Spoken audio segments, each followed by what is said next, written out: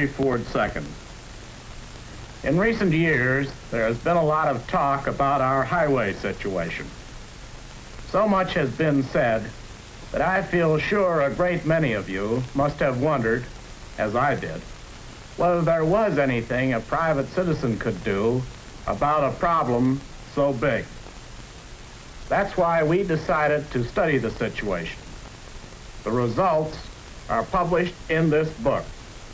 We call it Freedom of the American Road, simply because we Americans always have liked plenty of elbow room, freedom to come and go as we please in this big country of ours. The first thing we found was that you can't talk about highways without talking about traffic and safe driving too. We found that there are many experienced highway and traffic safety experts who are doing a great service to the public. What they need is public understanding and support. But the most important thing we discovered was that already many private citizens in states and communities across the nation have gotten together to tackle their local problems with real success. We present a few of their stories in this motion picture. We do so with pride, for here, it seems to me, is real democracy in action. And now for a first-hand report, let's go to our Traffic Safety and Highway Improvement Department and our reporter, Westbrook Van Voorhees. Thank you, Mr. Ford. For our first story on what a community did about a dangerous local highway situation, we take you to fast-growing California, where highway problems have multiplied with the increase of population and of travel. This is San Francisco.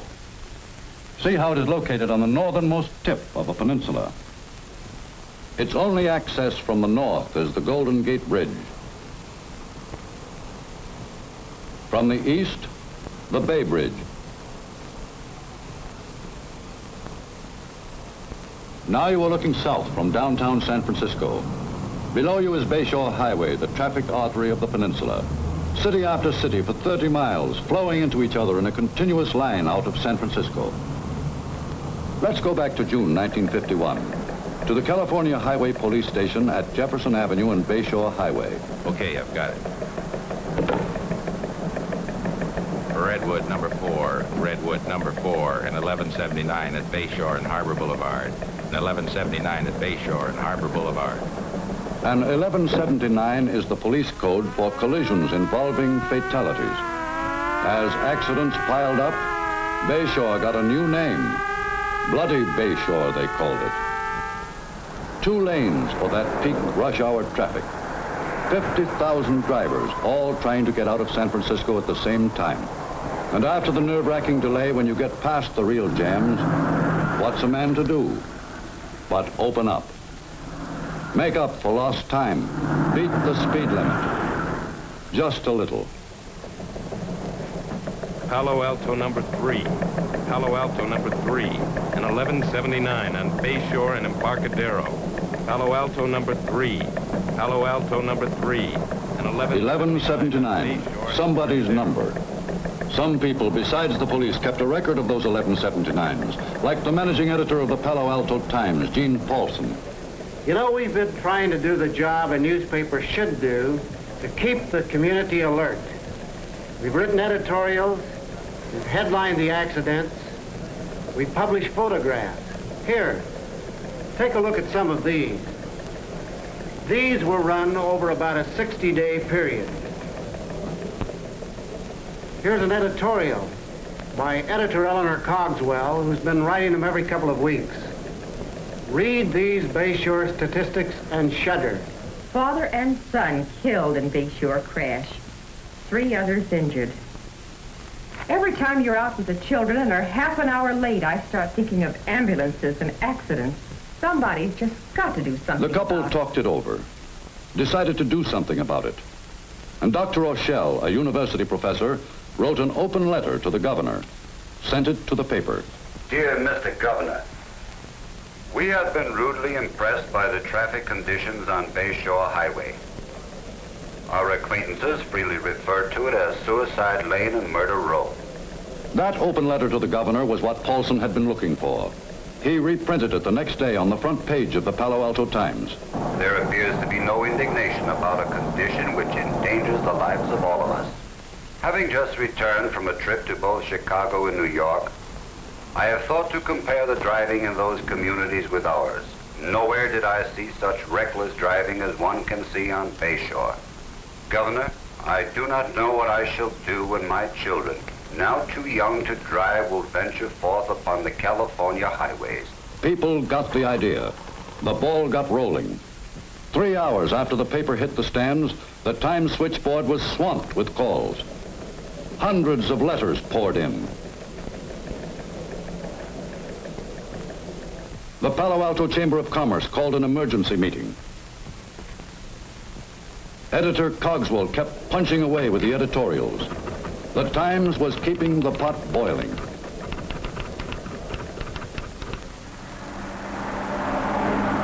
Almost overnight, Highway Commissioner Peterson had 5 additional patrol cars out on Bayshore.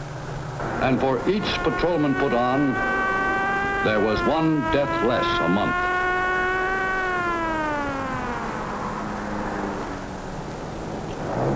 Reduced speed limits were posted at hazardous points.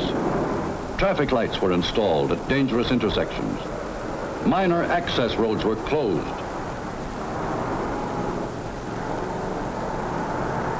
No left turn signs were placed at intersections with records of left turn accidents. And the headlines continued without let-up. In 60 days, deaths and injuries had dropped from 67 to 38, and accidents from 110 to 65. The campaign kept gathering momentum, and the Palo Alto Chamber of Commerce started a drive to sign petitions for extending the Bayshore Freeway. The people got the idea that in addition to better traffic control, they needed to solve the basic problem, a badly overloaded highway. Radio and TV stations in San Francisco itself took up the campaign. Petitions were circulated. At the hospital, Times reporter Francis Moffat, on the left there, tried to get the signatures of 4 people injured in an auto crash. The entire hospital staff signed up. A petition to extend the 6-lane freeway. Sign here, please. And they did. 30,000 of them. In the big towns and the small ones. In Sunnyvale, San Carlos, Mountain View, Los Altos, Belmont, all signed and sealed and ready to be delivered. 2 weeks later, a delegation of citizens presented the petitions to Governor Warren. This public support was what the state officials needed. Within 30 days, the legislature acted. Here it is, the new Bayshore Freeway, a highway of modern design, 6 lanes instead of 4. One stretch of the American road made safer because the community took constructive action. What you have just seen was accomplished in 1952, but the job was not finished. It still goes on. As a matter of fact, what happened here in Palo Alto stimulated many California communities to similar efforts. And today, California has a state highway program that is one of the most advanced in the nation. Elsewhere, there are highway problems of another kind that have to be solved, like traffic congestion, for example. Ever been downtown in that 6 o'clock bumper-to-bumper madness called a traffic jam? It's worse in our older cities. And so, for our report on how one big city is successfully solving it, let's go east across the country to Pittsburgh, where the Monongahela and the Allegheny River join. That's where Pittsburgh was born 200 years ago. You're looking at what Pittsburghers call the Point, the area where the rivers join to form a triangle. The Golden Triangle, they called it, squeezed between 2 rivers. Squeezed is the word, all right. This typifies downtown Pittsburgh as it was 10 years ago. A maze of streets, no wider than when the city was a frontier town. Traffic experts and police could arrange and rearrange the traffic pattern. But all they were actually doing was rearranging a nightmare. Pittsburghers knew that the traffic problem couldn't be solved without at the same time rebuilding the very heart of the city. The Allegheny Conference on Community Development went to work on the problem in 1943.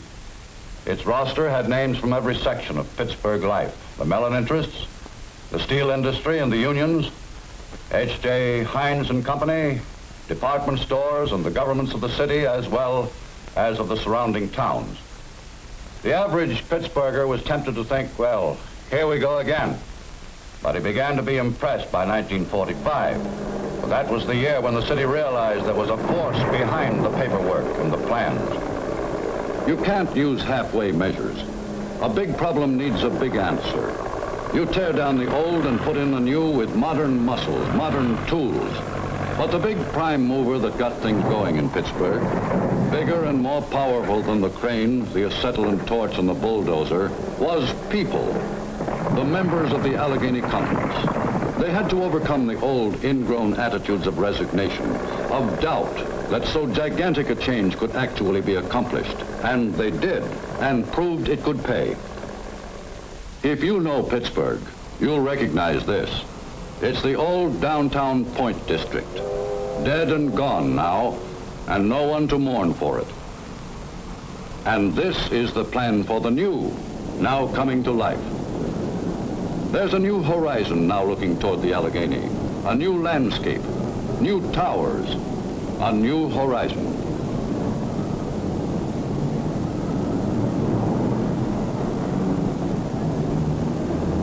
And for the increased thousands who work downtown, there are municipal underground parking garages going down 6 stories. You park your car yourself and pick it up yourself going home. And you go home going out of town along the new expressway. That's part of the same master plan for Pittsburgh. You can drive smoothly and safely in and out of the city now.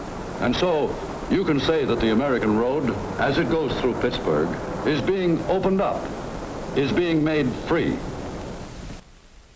In Palo Alto, you saw how public support could help solve the problem of a dangerous and overloaded highway.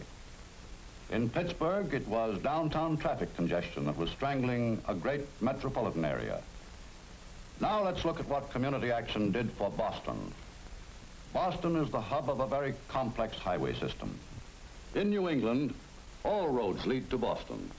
And Boston has kept growing, swelling the towns around it.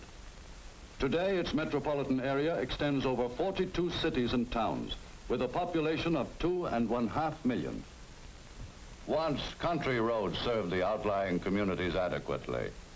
But overnight, they became city streets, with through traffic hopelessly entangled, as you see it here. It became so bad that a trip of 15 miles, say from Stoneham, north of Boston, to Newton on the south side, actually took over an hour. At the State House, there was a highway on paper, which could have alleviated all that traffic congestion. Lack of public support had kept it in the files, until the people of Essex County, through their Board of Trade, got it out into the light of day. Here you see it on the map, Highway 128. Starting from Gloucester, the old fishing port, it swings in a wide 80-mile arc around the rim of Greater Boston, all the way down to Dedham, with its last section now nearing completion. Today, John Smith of Gloucester can leave his family in the morning and travel safely and quickly over a modern express highway to his job. Because new roads, like magic arteries, pump increased values into adjacent land, he now travels past property whose value has increased 100 times over. Along this highway have sprouted 7 great industrial centers, occupied by some of the country's leading manufacturers, and other centers are now being developed. New wealth and new revenues have come to the old New England towns along the highway. And not to forget our Mr. Smith, and thousands more like him, here he is arriving at his place of work without once having had to fight the Boston traffic. When the people of Essex County pushed for the construction of 128 in order to relieve traffic congestion, They didn't know they were going to ring Boston with a golden semicircle. And that's what Highway 128 is called today, Boston's golden semicircle. So far, you've seen what improved highways and traffic control mean to a metropolitan area. But all good roads are part of one great pattern, the interstate system that serves the whole nation. The great primary roads that connect the cities, and then the roads that feed into this system. We need good secondary roads to serve the rural population and small towns of America. For that story, we go to North Carolina. Why North Carolina? Well, only a few years ago, the rural population lived largely in the backcountry, far from the few main highways, in what was called dirt road isolation. But then the people of North Carolina decided on a bold rural roads program. Let's see how this investment is paying off. In Palo Alto, you saw how public support could help solve the problem of a dangerous and overloaded highway. In Pittsburgh, it was downtown traffic congestion that was strangling a great metropolitan area. Now let's look at what community action did for Boston. Boston is the hub of a very complex highway system. In New England, all roads lead to Boston, and Boston has kept growing, swelling the towns around it. Today, its metropolitan area extends over 42 cities and towns, with a population of 2.5 million. Once, country roads served the outlying communities adequately, but overnight they became city streets, with through traffic hopelessly entangled, as you see it here. It became so bad that a trip of 15 miles, say from Stoneham, north of Boston, to Newton on the south side, actually took over an hour. At the State House, there was a highway on paper which could have alleviated all that traffic congestion. Lack of public support had kept it in the files until the people of Essex County, through their Board of Trade, got it out into the light of day. Here you see it on the map, Highway 128. Starting from Gloucester, the old fishing port, it swings in a wide 80-mile arc around the rim of Greater Boston, all the way down to Dedham, with its last section now nearing completion. Today, John Smith of Gloucester can leave his family in the morning and travel safely and quickly over a modern express highway to his job. Because new roads, like magic arteries, pump increased values into adjacent land, he now travels past property whose value has increased 100 times over. Along this highway have sprouted 7 great industrial centers, occupied by some of the country's leading manufacturers, and other centers are now being developed. New wealth and new revenues have come to the old New England towns along the highway. And not to forget our Mr. Smith, and thousands more like him, here he is arriving at his place of work without once having had to fight the Boston traffic. When the people of Essex County pushed for the construction of 128 in order to relieve traffic congestion, they didn't know they were going to ring Boston with a golden semicircle. And that's what Highway 128 is called today, Boston's golden semicircle. So far, you've seen what improved highways and traffic control mean to a metropolitan area. But all good roads are part of one great pattern, the interstate system that serves the whole nation. The great primary roads that connect the cities, and then the roads that feed into this system. We need good secondary roads to serve the rural population and small towns of America. For that story, we go to North Carolina. Why North Carolina? Well, only a few years ago, the rural population lived largely in the backcountry, far from the few main highways, in what was called dirt road isolation. But then the people of North Carolina decided on a bold rural roads program. Let's see how this investment is paying off. You're now in a typical farm home in North Carolina. It's morning, and the family's day has begun. Father and son are on their way, one to the farmer's market, the other to his factory job. Daughter has a few seconds longer. Everybody's on the move now. Once, life was lived pretty much around the farm. But now, 21,000 miles of good secondary roads connect the farm to a wider world. The old dirt road isolation is ended. North Carolina's children no longer trudge to the old one-room country schoolhouse. Nearly everybody in the state lives close to good new highways like this one. And good highways mean a good school transportation system.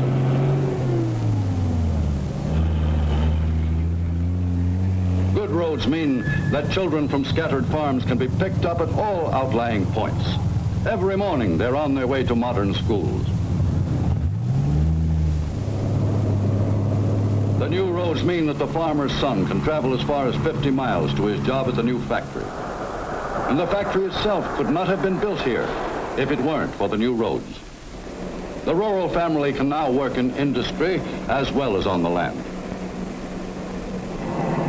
At one time, remote from the big town, the farmer now drives directly to the city market over good roads, a saving in time and effort, making possible new and diversified crops that can be delivered quickly, a big factor in the rapid growth of North Carolina. One of the dramatic changes in rural life is in the schools. The old one-room schoolhouse has been replaced by the big central school.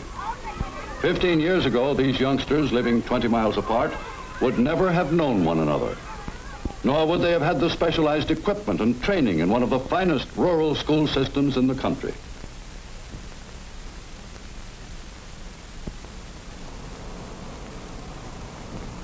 For the farm housewife, the highway leads now to the modern shopping center, to the variety of goods and services she never had before. Farm life has been transformed by the road. The horizon is constantly widening.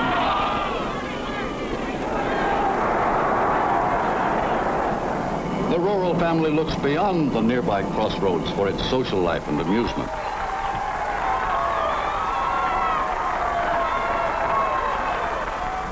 The good road leads to things people couldn't think of years ago. It connects the life of the farm with the life of the town, with the varied activities of people everywhere. This is the payoff on the investment in good roads in North Carolina. A fuller life for country people.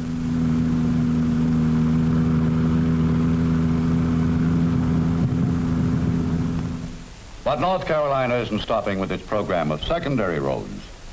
Its people have already decided to embark on a new program to improve their system of primary highways. The first big investment is paid off, and North Carolina will invest again, confident of a return. But good roads alone are not always enough. We need proper traffic regulations to promote efficient travel. And we need one more thing, too. We're talking of safe driving. Cars and roads have improved, but the driver must improve, too. Almost as great a challenge to communities as the road itself. Just how can communities go about a safety program? To find out, we sent our camera crews to a middle-sized American city in the Middle West, to St. Joseph, Missouri. Population, 79,000. The chief industries are meat packing and grain processing. Other products are work clothing, locomotive parts, wire rope, and safety. Yes, they work on safety here, and they sell it hard in St. Joe. It's a town that hates accidents, maybe because they used to have 2,000 a year. They don't let you forget safety in St. Joe. Safety is everybody's business. It is one business where we can't say, let George do it. Daylight hours are growing shorter day by day, and the danger to pedestrians is increasing. Drivers cannot see you as well in the early morning hours or in the dusk of evening, so cross streets with extra care. They don't let you forget safety in St. Joe. They run it like $1 million advertising campaign, but there's no $1 million behind it. Only the voluntary activity of lots of people, like the members of this safety council. Walter Ladd is its manager. We use the 3 E's for traffic safety. E for education, E for engineering, E for enforcement. But the big E is education. Education of the public, education of the individual. This takes a lot of pick and shovel work. It takes coordination and organization. We try to bring every organization and all citizens into it. And we work a lot with the children. In St. Joe, they believe in the educational principle of starting them while they're young. Maybe when this generation grows up, safety will be embedded in its consciousness. School children learn about safety at first hand, right in traffic court. I arrested the defendant at approximately 5:40 p.m. for passing through a red light. Your Honor, it's late, and I'm trying to make this last delivery because I know if I don't get this in, I'm jammed up. I know I didn't go through any red light. In fact, I'm positive. After court sessions, the kids get a chance to ask questions. Well, when he comes to court and he still says he is not guilty, what happened? Then it is up to the court to decide by the testimony offered by the defendant and by the police officer as to whether or not he is guilty. That is the burden of the court. They teach driving as a regular part of the high school curriculum. In more ways than one, teenagers have to learn about themselves. That includes a knowledge of the machine they will drive and of the normal limitations of human judgment when driving.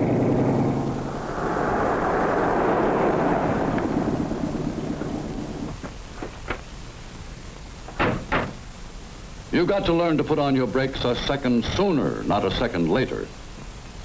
And I'm sure a lot of good will come from our discussing these various problems. And now I believe we have a few more reports. To sum up the discussion in my section... You're now looking at the annual Teenager Safety Conference. Delegates from all of the high schools participate. The next report, please. We know that there are not enough traffic officers to enforce the laws. Our committee... This is how the adult sense of responsibility develops. This is where community attitude is born. In St. Joe, safety isn't a one-time broadside, not something for Tuesday to be forgotten Wednesday. It includes campaigning against that tried and true adventurer, the jaywalker.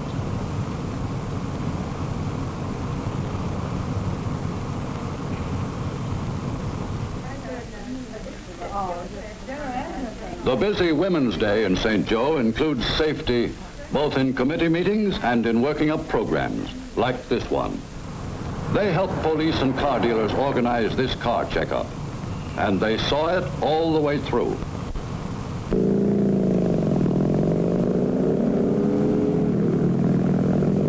Enforcement of sensible traffic regulations has the support of the people, and there are fewer accidents and fewer traffic violations in St. Joe. The prospect is for still less next year.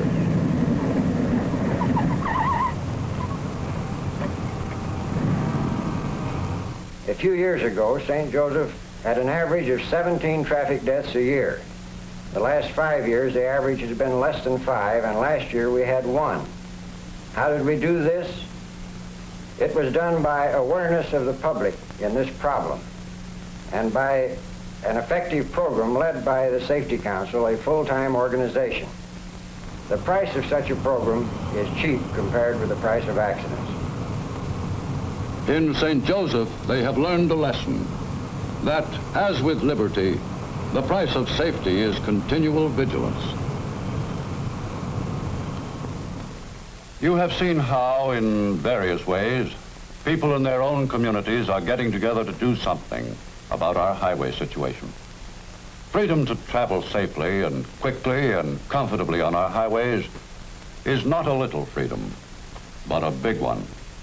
As you must realize every time you get caught in a traffic jam or read the accident figures. In many states, in many cities beside those you have just seen, people are finding real answers to traffic problems. Their stories have been collected in this book, Freedom of the American Road, published by the Ford Motor Company. It is available in your community. This book gives you many workable ideas and tells you where to get expert advice if your community needs help. We hope it may show how you too can help secure for all of us the freedom of the American road.